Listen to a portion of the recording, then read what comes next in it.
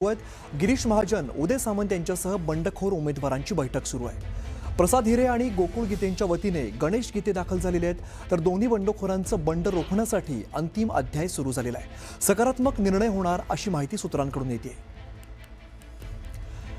तर नाशिक जळगाव विधान परिषद निवडणुकीमध्ये मोठ्या प्रमाणात बंडखोरी झाली आणि बंडखोरी रोखण्याचे अजून सुद्धा प्रयत्न सुरू दिसत आहेत। गिरीश महाजन, उदय सामंत यांच्यासह बंडखोर उमेदवारांची बैठक सुरू आहे आणि या बैठकीला प्रसाद हिरे आणि गोकुळ गीतेंच्या वतीने गणेश गीते हे दाखल झालेले आहेत आणि दोन्ही बंडखोरांचं बंड रोखण्यासाठी अंतिम अध्याय सुरू झालेला आहे। प्रशांत बाग आमचे प्रतिनिधी आपल्याला अधिकची माहिती देत आहेत। प्रशांत, बंडखोरी रोखण्याचे प्रयत्न अजून सुद्धा केले जातात, काय अधिकचा तपशील आहे? अर्थात, कारण आपल्याला माहिती आहे की महायुतीसाठी नाशिक आणि जळगाव या दोन जागांचा तिढा जो आहे तो सोडवणं आणि तो सुटणं हे सगळ्यात महत्वाचं नक्कीच मानलं जात आहे।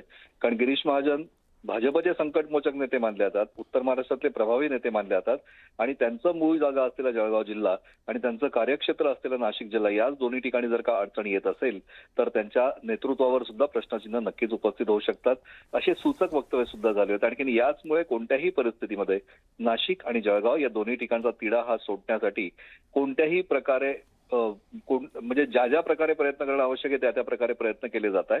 आणि आजची ही बैठक हा त्याचा अंतिम अध्याय आपल्याला नक्कीच म्हणता येईल। आता नाशिकला गोविंदनगर भागामध्ये जी बैठक सुरू झाली त्याच्यामध्ये गिरीश महाजन, प्रसाद हिरे हे एक बंडखोर उमेदवार तेही पोहोचलेत, गोकुळ गीतेंचे भाऊ गणेश गीतेही पोहोचलेत, उदय सामंत एक काही मिनिटातच या बैठकीत सुद्धा जॉईन होणार आहे आणि याचमुळे उदय सामंत, गिरीश महाजन या दोघांच्या संयुक्त प्रयत्नातनं आज या बैठकीतला अंतिम अध्याय किंवा तिढा सुटेल असं आपल्याला नक्कीच म्हणता येईल। जी माहिती आपल्याला समजते त्यानुसार सकारात्मक निर्णय हा दोन्ही ठिकाणी होईल। बरोबर, निर्णय सकारात्मक होतो काय पाहणं महत्त्वाचं असेल। प्रशांत, धन्यवाद या सगळ्या सविस्तर माहितीसाठी।